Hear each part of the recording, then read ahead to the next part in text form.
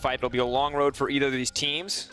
Could be an even longer road for G2 if they want to bring the series back, though, as Splyce commanded Game 1. Yeah, and Dragish, you highlighted something that I actually missed in the first picking a ban phase.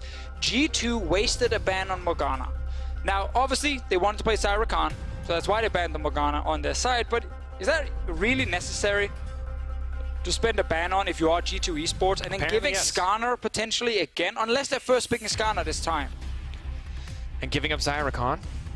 I mean, you can definitely give up Zyra Khan. No, you can also Zyra Khan not give banned. up Zyra Khan. Like, now I would definitely first pick Skarner. I think they're going to be forced into it. Well, Great pick and ban phase. Morgana ban is MVP.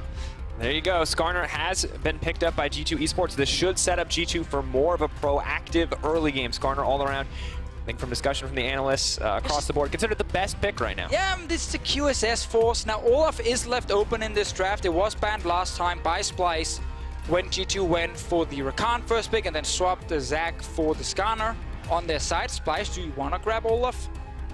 Or do you just say we don't actually care about that? We want to play a tank instead? And look at that, it's Xerxes Zac. You can't. That's disrespectful. You can't take the other side of the matchup and try to beat someone with it. Oh, yeah, you can. Oh. Now, again, as you highlighted before here, not a strong early game. We're back. We're back. We got one game of we need Ladies and playmaker. gentlemen, our quarterfinal story was you couldn't play Tahm Kench. After 3 weeks, it turns out we were wrong. You can play Tahm Kench. G2 have also learned this and are now locking in the Tahm Kench Jhin lane for Hjarnan and Wadid. Definitely still a very different champion. I still think the laning phase is strong, as long as you don't need to rely too much on your Devour. And that's kind of the big thing. The cooldown is so insane, so it is a lot harder to protect your AD carry. But if you only need one Devour in a team fight, it's still enough. And the laning phase is still good from Tahm Kench's side. And they're pairing up with Jhin, which is probably the preferred pick for Hjarnan if he actually wants to try and win his bottom lane. So this is a shift for G2. It's not the Ezreal saying we don't want to do anything on bot side. They actually can make plays now. And as we look at this draft, I feel like the bot lane is interesting. I want to see how well they can use the Tahm Kench. If this is the G2 that set themselves up for success with this defensive option. But the thing I have to point out, the thing backing it up right now that makes me happy is the jungle matchup, because Skarner on this patch, on 8.16, has a 100% win rate in EU. Yeah, that's a good sign. What's Ezreal's win rate? I don't know. You don't want to do what I'm doing and just pull out a number? See, the thing is I could just make a 76%. It's on my caster sheet, I've been informed. Ladies and gentlemen, I am lackluster. All right, LeBlanc has been banned. Alistair banned away as well. Deficio frantically looking up the win rate. I mean, so Ezreal, during playoffs, had a 36% win rate. And now yesterday, when it was played during the Gauntlet here in Europe, Ezreal was sitting on... And we found it. A win rate of 0% because he wasn't even played. 33.3% on this patch is the number. That's what I'm looking for. 30. All right, but aside from us embarrassing ourselves, Fisher, there is a draft going on. Aurelia has been banned out. Pyke has been banned away as well. Interesting. Not historically, Kasing at least, not historically the kind of player you would think would He's go tried for a these few times playmakers. to play it. That's Kasing, baby. Or is it a Niski? That's the thing about Zilean on this patch. Oh, yeah. Can actually go into mid lane as well. Oh, I like this. Perks on Akali. The first game he played was not the cleanest, but I want to see how much he's leveled up. But we've seen a few times people take the Zilean against the Akali, specifically in the mid lane. That's an Aatrox top lane for Wonder. He's definitely embracing the carry tops right now. He's not just playing a tank. He's against a Sion.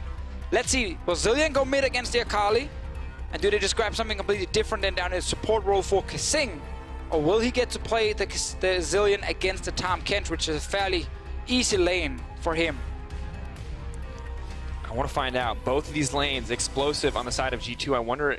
I think we're just going to see Jankos living on the top side, and Splyce are well aware. They're just going to put a Galio. They just want to neutralize the strength here. But the Galio will look at the Aatrox as well and say, okay, if you want to play topside and try and get Aatrox ahead, like Galio can come in and be a huge threat against tower dives, especially from G2's side. But the thing about Aatrox is you don't have to camp his lane super hard. He is fine on his own.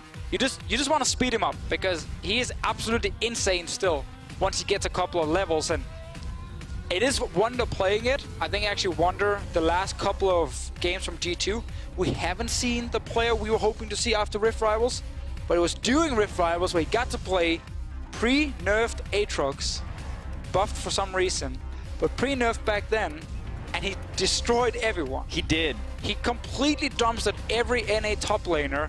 Not a big achievement, but he did. And now in Europe, needs to do it again. And I think that's what everybody's wanted. Odoamne once again stuck on tank duty. G2 trying once again to play through the top side of the map. Akali for Perks. Aatrox for Wonder. These guys have been incredible carries in the past. Yeah, I feel like the only lane you don't want to gank early is actually the mid lane with Akali, because she doesn't really offer anything. I think on bot side you have setup with Tahm Kench Jhin, and on top side you have the Aatrox. So to me, Skarner is looking at both side lanes more than anything. I just want to see what actually happens once we get a couple of levels for Zac, because I think you can go mid with the Galio-Zac combo to try and kill Perks. We're going to have to find out. Well, as the players load onto the Rift, let's send it to Medic with Splyce's strategic coach, Duke. Thank you very much, Drekos. I am joined by Duke. Now, Duke, I look at the G2 draft and I see a lot of power there. Aatrox, Skarner, Akali. How are you going to be able to deal with that with your draft? They look for early game prior on solo lanes, but they also have a lot of burst, assassination power, and we counter this with like tanking beefy frontline, a lot of ways to control the Skarner through the Zilean, the Galio, and just a big DPS scaling on the bot lane. I think unless Akali snowballs really hard, I don't see them winning. So the only way they win is if that Akali snowballs away from you guys? Yeah, we should be hard against Galio, but anything is possible with this champion. And with Perks as well. Good luck in the game, guys. Back to you. All in on Perks scaling in the mid lane. Well, we're going to have to wait for a few levels before Perks really starts to threaten anywhere. And in the meantime, we can start to talk about a few of the other matchups. We already mentioned it once, and I feel like the jungle is a decent place to start before we get into this laning phase Deficio, because now we're getting the Swift swap. You know, we've got Jankos on the Skarner, Xerxes on the Zac. You talked about the side lanes. Where's he going to go first? Well, probably Rift Scuttle control from Jankos, because last game when Xerxes played the Skarner, he got 3 Rift Scuttles in a row. You know, Jankos had to just give them up on the Zac. Let's see if it's gonna be the same thing here in this one. I like, though, again, the beefy front line, tons of tanks from Splyce. It's a bit like last game. And then you have Zilean ult. So whoever Perks will try and go for in late game fights, the Zilean ulti is there, and then suddenly things are gonna be on cooldown for the Akali. So I like a lot of, you know, I like a lot of the tools from Splyce to try and stop Perks from carrying team fights, but the execution against Akali is always the tricky one, because she can just get out of hand. And Niski getting aggressive there, starting with the knockup. Looking to just deny Perks from approaching the wave, now looking for the Winds of War to push it out. Wanting to trade back and forth. Yarnan and Wadid doing what they can on the bottom side of the map. This match will get a little bit harder as Kasing gets a few more levels, but Zilean, not the biggest factor in the early laning phase. The ulti incredibly powerful, but the bombs, it can be hit or miss. Yeah, first of all, it can be difficult to hit them. Your bomb level 1 is on 10-second cooldown. Tongue Lash from Wadid is on 5-second cooldown. So there's a huge difference in how much they can actually trade against each other, and the damage is roughly the same, because Wadid brings pretty decent base damage. He then also has Glacial Augment on his side, so if he actually gets close enough to use that, he can really keep you in place easily and then devour you eventually. So it's not a lane that I'm expecting Splyce to just win, because I think with the Jhin Tahm Kench, G2 will be able to control the early push, and it's actually what we're seeing right now, and that fits then with the story of the Skarner getting the early river control, Zac just trying to farm, Rift Scuttle going over to Jankos on his side. He already secured the top lane, so effectively exactly the same thing happening as last game, just swap, because it's Jankos on Skarner. And of course, G2 outside of mid lane, 2 pushing lanes. Wonder going to push in the sign on the top lane, at least for now, until a few more levels. I like this, you know, look at this. Push both lanes here. Jankos is in there. Kasing following up with Xerxes. This could be risky, though. Tahm Kench is not there. Kasing has priority. He has a blast cone. He has a blast cone. There's no way they extend this play, unless Niski wants to get a little cheeky here. Double bomb does connect, but there's going to be no fallout for now. The focus from Splyce is just making sure that Xerxes can clear the jungle comfortably. Jankos and Wadid, though, are not going to let this one happen too easily. They see everything right now. Kasing is trying to get some information. Wadid moving in with Jankos. Oh, gobble up. Spit it out. They're going to smite it, too. Oh, I like cheeky steal. The only time in the history of League of Legends Tahm Kench has used the QW interaction. I like the play, though. They do not actually stay and try and deny Xerxes the blue buff. Jankos goes back to grab his own Raptors. He has a full bot side jungle he can kill. Meanwhile, on the bottom side, we have, of course, the push we mentioned before from Yarnan and Wadid. I like the combination again for laning phase, but to me, just the further we go into this game, the stronger the Xayah plus effectively 3 massive tanks in front of her will be. But early on, as we see here, Yarnan controls. Especially with the Zilean, too, to speed up the threats.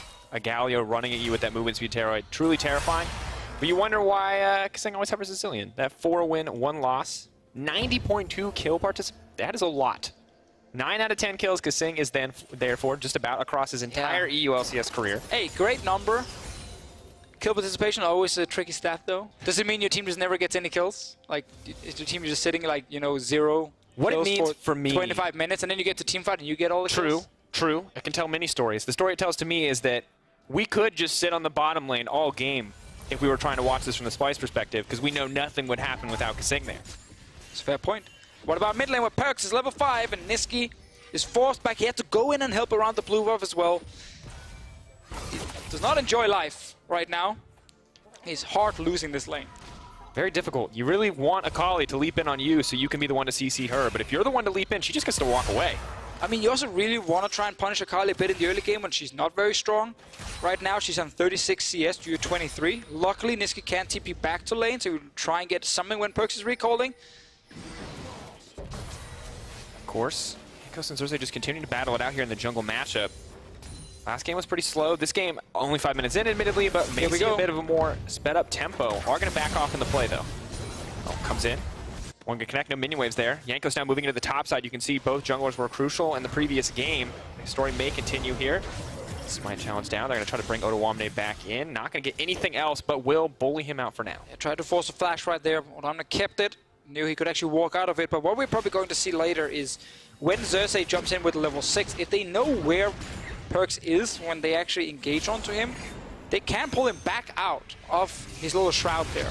And additionally, the taunt is one of the few forms of CC that can pull her out as well, because it is going to force her to auto-attack and reveal her. So it is, in general, like in terms of theory crafting, can be a very good matchup. So they have tools to get Perks in vision and actually try and burst him down. Niski kills the wave right here. Perks, will he all in with the ulti? It's a bait. Handling. Trying to give... Ooh. Gonna back off. Niski really tried to get in a position where it looked like he was gonna be an easy kill for Perks, or at least an easy trade. But Perks did not go for it. He knew the enemy support was missing, and he didn't have any vision of Xerxes. Jankos, in theory, has an avenue to the top side of the map, but does not know where the enemy's vision is, so does not push for any more. Perks now doing his best to push out before he backs. 58 CS is going to be in a nice position to get a little bit closer to the Gunblade if he wants to go for that first item. Yeah, Niski's gone back to base twice already. He just returned now. Down in CS. Perks with level 6 on his side. Suddenly brings a lot of burst damage. I'm waiting for Jankos level 6 as well. Why not just go mid then? Flash ult as Jankos with your Kali. Niski's dead. Get that first kill for him. Aatrox on his own will already snowball. He's fine. He's just going to sit there. He's going to get further and further ahead. He's going to get a Black Cleaver, and then he will start being a huge threat. You don't need to actually get a kill on top side. Oh, Xerxes bot. Kjarnan now flashing out. He's just going to try to bring it back. Sped up as he pulls back to the minion. Now pulling them into each other rather than could be focused up. Wadid now has to be careful here. Is he going to be able to do anything? He can't stop him going down. Now on the retreat though, moving forward. Going to pull the Zillion back. Level 4, but they're going to pull him out of the Galio ulti. Flash out to safety. Well played in the early game by Splyce. Oh, Xerxes finds something top lane. They're fighting as well. Ottawamne will just walk away from this one. Bot lane, however, we did not get to see Wadid actually defend Kjarnan. Great setup with the Zac, and if there's one tool you want against the Tahm Kench, it is actually things like Zac that can AoE CC and also pull back a Tahm Kench later if he tries to devour his AD carry. So Splyce here, early first blood, Perks on top side. Half health Ottawamne now trying to back off the wave. Perks going to throw down a bit of damage, Nice. using the first ulti proc to leap in.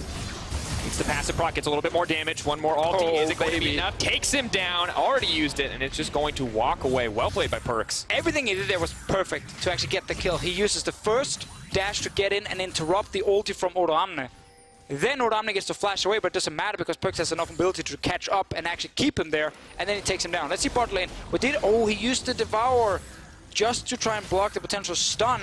And now this Devour is on a massive cooldown, so Xerxes knows the moment he goes in, Wadid can't do anything. He's useless right now as a Tahm Kench. He actually ends up as being an issue because he pulls Kjarnan back towards him, and Xerxes and the rest of Splyce bot lane can then get the kill. I think there Wadid, almost you gotta sacrifice yourself and just stay in the brush. Walk away from the Zac. Good play from Splyce to punish what is a very clear window of opportunity. We check this out from Perks one more time. Leaps forward. Perfect execution. It's everything you want right there. Then he gets slow. The double passive proc. Bam. And he gets to connect and actually get another dash onto Ottawamne even after the flash. And no summoners, no big summoner used on the side of Perks. By that, I could have just said Flash, but I already committed to Summoners. No Ignite either, though, so a little bit less kill pressure in the mid lane. But for now, Niski is just the guy who gets to sit under his tower and use that Galio ulti to try and follow up.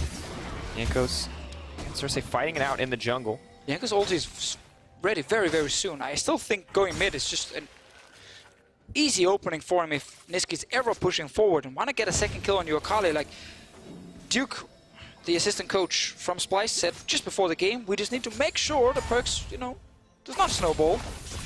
He's hard winning lane, he has 1 kill. So I guess not really successful too yet. hard. He didn't specify what that was. A couple of kills is 4 okay. kills, maybe it's 5. But for now, G2 control the tempo of this game, and it looks like they will be setting their sights on this bottom lane tier 1 tower. Niski is here, though. He's going to take the blast. Right into him. Bit of a risky choice, though. He's going to throw out the taunt just to ward them off. Now pulled back. Not going to give the chance to auto, so Perks will stay stealthed up. Another thing, actually, we mentioned before the Zac and the Galio to try and land AoE damage or AoE CC onto Perks. Well, there's also the bombs from Kissing. There's feathers being pulled back from Copy, and there's the Q from Asai. I feel like everyone can bring something to try and hit Perks in there when he's invisible.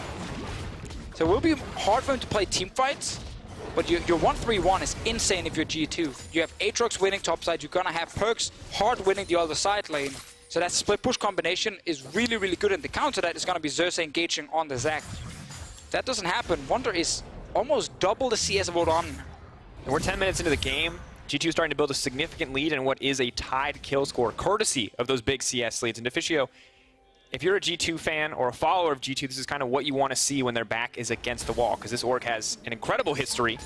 And while this has been an incredibly rough season, you do want to see them turn it around. What? He went back in? No, Perks getting a little bit aggressive here. They're not going to commit, though. They really do not want to mess with this Akali. They also knew that one had already moved from top lane and Tahm Kench was sitting mid. G2 trophy case, however, it's a lot of EULCS titles, and I think the big one down the bottom, MSI final. After some rough years where they couldn't perform internationally, they made that final in 2017.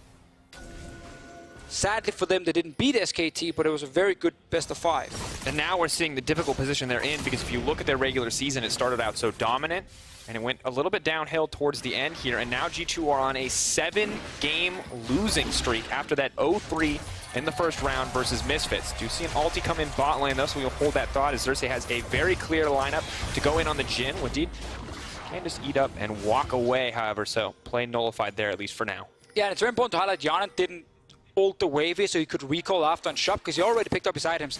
He knew if this wave hits the turret, there's going to be 3-4 players from Splyce who's going to tower dive me. So he just wanted to kill the wave as fast as possible, at least most of it. So he didn't have to suddenly lose a bunch of minions and maybe even get killed on the turret. So I actually like the play from him. Copy and Kasing, they had to wait now for the second wave, and that meant all of Splyce ended up recalling. Cersei is going top lane because he's reading the map, and this is something Cersei will always do. He will get vision bot side, look for a bot lane play. The moment it doesn't happen, he recalls and he instantly starts going top side. Obviously multiple reasons. One, his camps are up there. And second, enemy teams like to cross map against Splyce, and when they cross map, it's Odo Amna who gets destroyed top lane. So Cersei has to show up and try and defend him. This time though, nothing happened top lane, except for Wonder sitting with 123 CS on an Aatrox. You can see, though, the Galio is moving towards the bottom side of the map. This could be crucial. And Skarner is there as well. Rift Herald could be used if they want to push in for a little bit more, but they're not going to burn anything. He's not even going to auto-attack the ward. Does not want to reveal that he is in the area, but will get spotted out by this control ward. Perks continuing to be obnoxious in the mid lane, but Niski, that aftershock, just incredibly tanky. Perks has to be careful, though. Leaping back. Oh! Fancy! He did have to burn his ult, but that also looked very cool.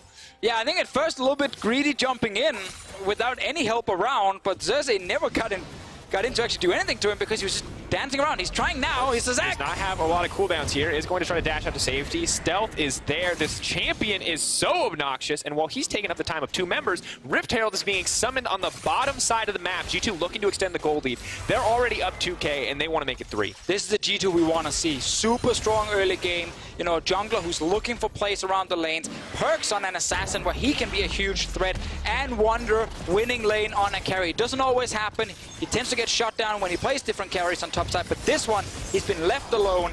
And now this team is fully controlling the game.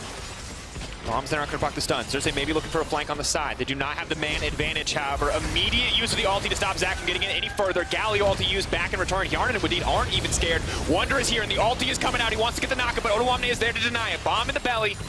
Wonder's still in trouble. That ulti is going to fade away. Maybe this is a chance to turn it around. Sion going back in, but a nice sidestep. Wadid going to be the only one to get hit by the knockup there. Wonder can't go into the backside, but he's oh so low. This is the chance for Cersei. He pulls him in. The knockup's there for Odo. That's going to be the turn. Exactly what they want, but Yarn is now going to fire shots to the back line. Kobbe has to be careful, but the beefy tank front line we talked about is there to body block to the back line of Splyce. Man, I love when Cersei is playing Zac. He's so good at this champion, and he's looking for engages. He was low on HP, but he still managed to find 3 people. That was the perfect combo. Kobbe, my friend, he's Heal's fine. already been used. Yeah, second and third stack, of course, closer in range. So if you're flashing the first one, it'd be a bit of a tough spot. Perkz, though, just trying to wreak havoc, just trying to get an advantage back for the team. Double bomb does not connect. Perkz now needs to make it out to safety. Good there. Slow down. Get the knockup, now pulling back. Odoamne might just slowly chase this one down. Perkz has the ulti, though. He can turn and burn Yeah, this. don't get too confident here, Odo. Here comes Kaseng. Does he have enough mana? He doesn't! Well, a beautiful fight bot lane for sure, but that is a bit awkward. Just absolutely outplayed by Perkz. Odoamne he thought to himself, hey, I have Kaseng right behind me, but this was a Zillion without mana and no ulti, so he's not going to do anything. It was effectively a 1 versus 1, and that's a Sion stacking armor trying to go towards an Akali who's already sitting on gunplay. That was never going to work, Odoamne. That's a big mistake. Another kill for Perkz, despite the bot lane fight going in Splyce's favor. They lost all this damage on the mid lane turret, so it's going to drop now. Wadid is fighting now 1v1 on top side. Now pulling him back. Yarn is going to land the snare. Good chain CC coming through. Doesn't mean Zeus is just going to leap out. Not going to get much else there, though. The channel, as Niski does manage to get to level 11. Perkz now running for his life, but no CC is going to connect. Healing up there on the 5-point strike. And you just can't lock Perkz down. They had a theory here where they thought they could stop the Akali, but it's just not happening. Yeah, we highlighted the 5 champions who can all do AoE damage or CC to try and get the Akali when she's invisible, but they're not hitting it right now. All 3 outer turrets are gone. This is the play bot side. Cersei on Zac. It's so fun to see how good he is at actually getting in range here. He gets the flash plus ulti, 3 people knocked back. This is the perfect setup for you into the taunt from Niski. You don't have a lot of damage, but you have enough to get some kills. Ideally here you get a bit more because again, look at the minimap, guys. In the mid lane, Perkz is just sitting there. He's not moving. He's getting a bunch of damage on the turret, and then Odoamne gives him that kill right after. And that replay, of course, brought to you by Acer Predator. And wondering where the Resident Predator is, because Perkz is the man that can run, that can stalk these guys, that can run them down in the side lanes. If he was in that fight, a lot of people would have died, but Splyce seeing their opportunity and taking it. They're going to need a few more, though. They want to keep things going. Ulti already used by Kobbe. Can't try to stop Perkz from getting in the fight, but it might just be too little too late. Kaseng is even going to burn the ultimate. Yes, he is. Oh, the the flash! flash! Get the resurrection, but now they're just going to burn him down. Galio's on the way in, but Perkz is not even going to get hit by the CC. Pulled back into the middle of the team. Kobbe now trying to run. Is he going to get it? No. 5-point strike. Taken down in the end as Wonder goes 2v1 on the bottom side. Niski backs off. Let's swap cameras. Let's look at Wonder. Is he going to get the resurrection? Are they going to wait out for it? Beautiful dash to deny the ultimate from the Zac. My God, action everywhere. Yeah, and T2 in full control. Last game was very slow, very passive from their side. They kind of looked like they weren't actually ready to play here on the big stage after losing so many games in a row. But this one here, aggressive solo laners with the Aatrox and the Akali. We get Wadid back on Tahm Kench as well, and suddenly G2 looked like a completely new team. We haven't seen these guys in almost 2 months playing like this. Winning the early game super hard, snowballing. And Splyce, whenever they try to fight, they're just losing something. And this top end, this potential from G2 kind of gives us a reminder as to why so many analysts predicted in their favor despite not seeing them. Is because we know the individual potential of players like Wonder, Jankos, Perkz, how smart players like Yarn and Wadid can be as well. We hadn't seen it, but we are starting to see it now here in Game 2. And now if you're Splyce, again, you've lost everything. Like, there's really no way for you to get a big advantage right now, so you're just trying to defend and get all the waves you can. And they play topside. They're actually staying alive for as long as possible, but the problem is the moment a Zillion ult is used, Kaseng can't do anything in the fight, and he will eventually die. And Perkz gets that last hit again onto Kobbe. So you have 3 kills on the Akali, and once again, as Duke said, do not let Akali snowball out of control. I feel like she's kind of out of control right now. I think that might be the case. I think 3-0-1 and a 30 CS lead is probably enough to definitively call Perkz out of control. What would really be out of control is if he tried to kill Kobbe right here. He's not going to risk it, and he will just wait for his team to get an objective on the bottom side of the map. But Splyce grouping on top side where there is nothing for them to take. Now, despite how explosive this game has been, it's only 19 minutes to Fischio. Baron's not even on the table for either of these lineups because it hasn't spawned yet. Nico's gonna try to pull back. Oh, wasn't ready. Didn't want to mess with him. Big, scary slime man. Perk's right there. He's a dig. Probably good at it. But why burn the ulti? Jungler not going to be important yet. There's really no follow-up objective to take. In 45 seconds, so that story will change. However, Jhin, Akali, probably not the most threatening duo when it comes to Baron. Wonder, however, 70 CS up, Deficio. Yeah, again, we talk so much about perks in this game here, but obviously Wonder is just going to town on Oda, and there's really nothing the Sion can do against it, because whenever you try anything, yeah, you're just going to see this Aatrox heal back and just out-damage you. And we now see what could either be a Duskblade or a Youmuu's. I'm going to assume Youmuu's. Extra movement speed is going to be nice to have, and cooldown reduction. Odoamne doesn't get to play the game. Hjarnan is going to get eaten up, but they're going to be pulled back. What? That was an interesting interaction. I think he got knocked up to deny the knockback. Awkward use of the CC there. We're going to have to see a replay on that one to see exactly what went down in the exchange. Once again, though, it's a fight bot lane. Pulling back, Wonder has been taunted, is going to get the ultimate out, though. That's going to be crucial. Splyce still playing on the back foot as Perkz has priority in the mid lane and will look to push for that tier 2 tower. They're trying again. With 5 members, it's the only thing that Comp can do is just try and 5 versus 5, but whenever they do it, they don't have any damage right now because it's all about scaling on the Splyce side, and Perkz will just walk away. He knows that they do not have a threat there. Kobbe has to be safe. Everyone stops their back timers. If that had been any other AD carry, you know, without an ulti to actually become untargetable, Perkz would probably jump in and try and kill them. And Deficio, this is G2's largest lead in the game since week 6 of the LCS. I said it 2 months, man. Like, we have not seen this team win early game this hard. Oh no. Blastcone brought Perkz back into the team. Luckily for him, manages to slow him down before he goes for anything else. Oh, there it is. The knockup! Oh, that's the most awkward thing I've ever seen, Odoamne, you poor man, you couldn't have known. That's just unlucky. Thank you so much, observers. That replay was otherwise insignificant. I just had to know how that worked out. But would have pulled the Tahm Kench and Jhin right back into the team. And unfortunately, Sion said no. I feel bad for Cersei, man. I really feel like he's doing everything he can do. But it's not even Odo's fault. I know, but that's just unlucky, right? Like, this Zac has done so many things to try and set up kills for his team, but every time he brings someone into the team, they have no damage. They just can't kill anyone. And bless the internet, someone out there's gonna be like, how could you not know about this really specific interaction? You're a professional player. But it's just, you happens in every game I play. You don't run into these circumstances. So Odoamne knows for next time not to charge the CC.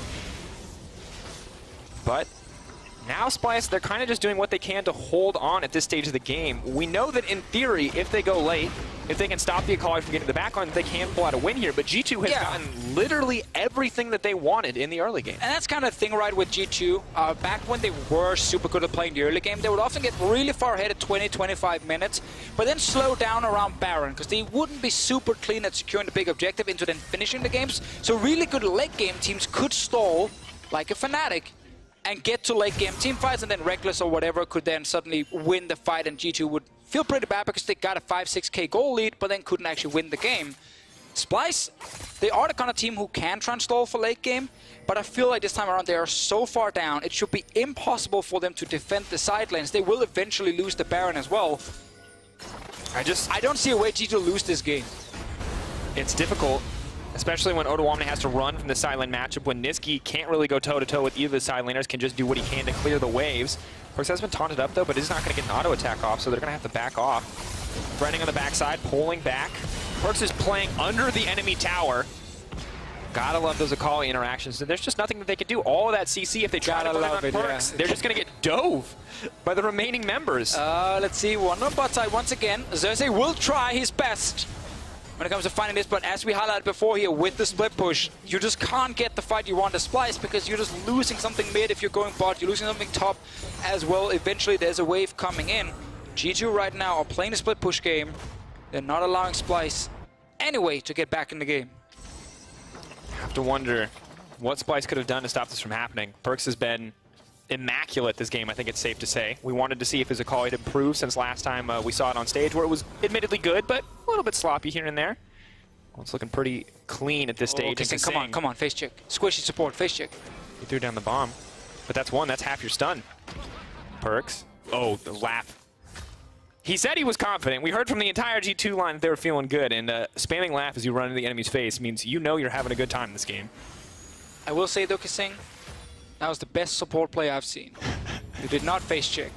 You just threw in a bomb instead and said, is someone in here? Yes. A level 15 Akali. Those are the Season 3 fundamentals paying off when mid laners just one-shot supports, and that's all Every that they time. did.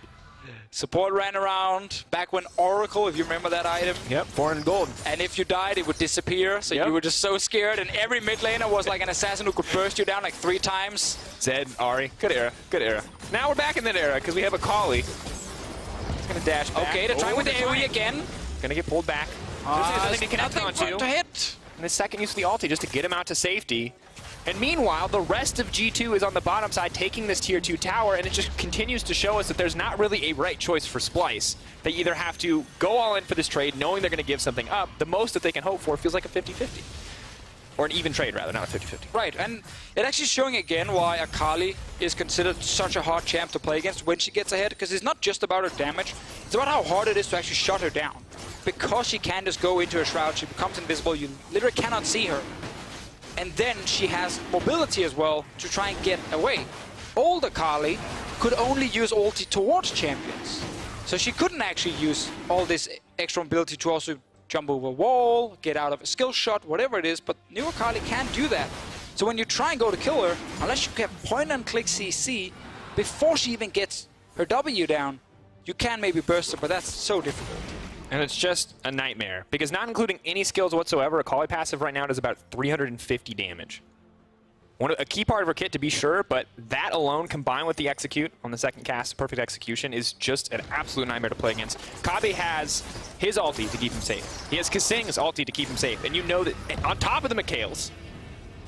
But I still don't know if that's enough to survive an Akali diving in. No, because the problem is, once you've used all of that, you haven't killed anyone. Because you are either up in the air as Kabe, not dealing damage, or you are reviving, not dealing damage. Who else is going to kill people? The Zac? The Sion? No, they're not going to kill anyone. So you actually need Kabe to be able to auto-attack in late-game team fights. But because they're so far down, he's probably never going to be allowed to auto-attack. He's just going to either be dead or up in the air. G2 now starting the Baron, probably knowing that as well, that Kabe really cannot comfortably approach, that team fights are not set up to go in the favor of Splyce at this stage of the game. Sing having to slow down perks. Throwing out those bombs is incredibly risky, however, because the second you throw one, you can't stun him. Where is he? Oh, He's getting out again. Oh, Perks, he's having so much fun. Kasing has ulti, but I can't even blame him. I didn't expect that much damage to come out from the Akali. G2 now, sights though on the mid lane.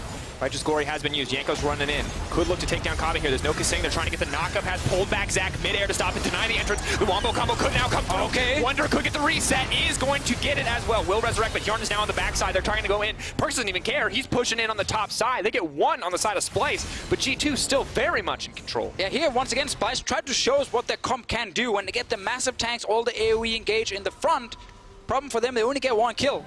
And then everyone else from G2 gets to walk away from this one. So Splyce, despite executing some of the fights, are simply not at a point again where they can't get enough from it to get back in the game. This is the play on top side. Second Brenda's bomb, you're dead. Yep, jumps in, and here, Kasing could ult himself, but he doesn't expect this damage coming in. Oh, it's like melee Zoe. Niski jumps away, and now we actually get a pretty good setup. Like, Xerxes jumps in. I like the ult from Yanko, so Xerxes can't instantly do anything, and then we get the combination of Sion, Zac, plus Galio. Kabe is free hitting in this fight. This is the perfect setup for Splyce, but it only gives them one kill. I gotta say, though, Threw the ult, but he didn't pull the feathers back. I guess he was waiting for the Tahm Kench to spit out the Jhin before he went for anything else. probably, but he gets a flash from Yana. Could be big in next fight if Xerxes can actually get onto him. Might be the only way back for Splyce now. Xerxes gets onto Yana, tries to knock him back into team. They kill him while Perks cannot assassinate Kabe fast enough. But the fact that Splyce, great shot calling game one, abused the fact that Warner didn't have TP on his side available, and then great Baron calls, so they win. It actually looked pretty dominating. Now G2 pick super strong solo laners. They get the Skarner first pick and they destroy Splyce, for now at least. Sets up a very fun best of 5. Individual picks are key here. Perks now on the backside looking to pick up Kasing. Has used the Shroud to reset. Perks now unstoppable. Going back in on Xerxes. Nobody's going to survive from this. Wonder now hunting down the prey. The curtain call is coming out. It might just be curtains for Splyce. Now pulling back. Xerxes gone into the passive. Perks all but untouched. I set him a little boblet. TP to buy a little bit of time, but that's not going to stop him from dying. Tower going to fall. Inhibitor sure to follow. Javi and Odoamne have to play safe. If they die here, the game could just end in the favor of G2. 29 minutes in, G2 didn't even need the Baron so far to get the first inhib. Odoamne and Splyce not able to do anything, and now G2 will get the Baron on the way out. Another big fight, and Perkz, second time he assassinates Kasing before he ults himself. And for Kasing, there's really no right choice, because if you ult yourself in that instance, you can't ult your AD carry. But I guess it's a superior alternative to just dying. The Zillion pick, in theory, supposed to counter a lot of what G2 wanted to do, but it is just not working out. They will get their Baron. They will extend their gold lead. More than 10K in their favor. What a different story here in Game 2. Yeah, such a turnaround from G2 Esports. Losing 7 games in a row before this one, and now looking this good. Kasing, as you see on top side, he doesn't want to use ult early on himself in case Perkz just swaps the target. And then he just gets bursted down. Like there's a Lich Bane as well on the Akali right now. Nothing the rest of Splyce can do. Copy can never properly auto-attack in these fights. So he will drop as well. Baron now for G2. Looks like one last fight and the game should be over here. And G2 will look then at a 1-1 score after losing game 1. Best way possible to bounce back in game 2. I would say we heard a lot about momentum in that first interview at the start of the day with Grabs, is we weren't worried about the opposing momentum. I was a little worried there in game 1, but now in game 2 it is G2 taking that momentum back. And Splyce won in a very Splyce way. Very slow, very controlled. G2 winning in what I think we can safely call a very G2 way. Individual players making the difference, coming up clutch. I would say G2 at the start of Summer Split and Spring Split way, yes, not end of Summer Split. Definitely true. And I think that it's so important to highlight how this team, we've asked so many times, when can they actually start playing early game again? This is what we're getting in this game here. Big for them here in the Gauntlet run. Not only do you have to beat Splyce today, you also then have to try and beat Schalke tomorrow, so it is really rough. And I know Splyce, after this game, he will be able to adapt. They can look at Akali and say, we should maybe just get rid of it in the second phase. We don't have to leave it open. Could be the option here. We'll back off, though, on the play. Not going to push for anything more on the fight. They know Perkz is top side. Perkz hunting down Niski here, getting those passive procs and doing so much damage, even to the tanky stats of that Galio. Really wants to proc the Aftershock, but cannot even hit the Akali, so Perkz gets to grab this inhibitor uncontested. Wonder now pushing in as the curtain call comes out. They're looking to threaten Kabi with this one, but Odoamne going to body block what he can. Speed up use there from Kasing. Desperation times for Splyce. Are they going to be able to get anything back here? Gargoyle Stoneplate used. Odoamne now unstoppable. He tries to run into the base. Oh, hit the bomb in there. But isn't going to take it in the end. Ulti, though, used from Kasing means it's going to be an easy reset. Perkz into the back line. Wonder now on a killing spree. Where's Perkz going to go next? A lot of damage coming out. G2 playing with their food a little bit here as we start to close out game 2. Unstoppable, but pulls him out there. Wants to turn it back. Can they do anything? Kjarnan untouched on the backside. The 80 carry still alive. Perkz healing up the 5-point strike. The damage coming out is absolutely absurd from the G2 lineup. They're cleaning up. They're making it look good. And after an incredibly rough game 1, G2 have finally showed up. A 7-game losing streak broken right here as G2 will take the second game after a few more moments of playing with their food. And Splyce on their side, they will look at the bigger man face and say, did we gamble too much? We heard from the coaching staff, it was all about making sure Akali does not snowball too much. They felt like they had the option to stop her with all the tanks, with all the AoE crowd control on their side. But none of it actually connected, and the early game was just so G2 favored. I gotta say, Xerxes was the only player who actually managed to do something on the side of Splyce in that game, but best way to bounce back. Best setup as well for a best of 5, where you get a 1-1 now. Splyce dominating the first game, G2 destroying them in the second game. Game 3? Do we get another G2 early game focused draft? Do we get another late game focused draft from Splyce? I have an idea, and it would be ban the 100% win rate champion in Skarner. Don't give it to either side. Yeah, Skarner first pick was definitely a lot better than the Rakan first pick. Again, I feel like Skarner on stage is just insane. Like, nothing can go wrong for you, man. You're strong 1v1, you have good jungle clear, you have a suppression, you force QSSs. Like, I like everything. All of it is great. And it's a good look right now for G2. They prove Wonder, a guy we wanted to see. You know, we debated between carries and tanks. What was actually the right choice for him? We hadn't seen a good carry performance from Wonder since really Rift Rivals, if we look back. And now, him showing up on this Aatrox, building up this incredible CS lead on the top side, coming in, using that in the late game was good. And Perkz on the Akali, I mean, not a lot to say there. You saw it. You were there. You witnessed it, audience. Exactly. You know exactly how dirty that Akali was and how unstoppable Perkz looked on the champion. And you said during the pick and ban phase when we had the first pick Skarner and then the Zac answer on the other side, well, now the early game is going to be in favor of G2. So when you have Zac plus like a Sion, how are you ever going to stop Wonder from just pushing 24/7? Because if you try and gank him and Skarner is there, you instantly die, and the game might just be over. Mid lane was where they tried something in the early game, but they never got onto perks, and the moment that didn't happen, despite a good game from Xerxes, it just snowballed out of control. Absolutely did. Well, G2 have now tied the series 1-1, and for more on that game, let's send it over to our analysts. Thank you very much, guys. Medic interviewed the analyst from Splyce, Duke, before the game and basically had his last question. So the only way G2 wins this game is if Akali snowballs out of control. And now you could do... Oh, we found the signs, by the way. Now, what I don't want to do is jump on the Splyce hate train because of that. And I want to actually turn it on its head and praise G2 for playing to their win conditions exactly. And my question is, was it G2 as a whole, or was it just perks completely going off?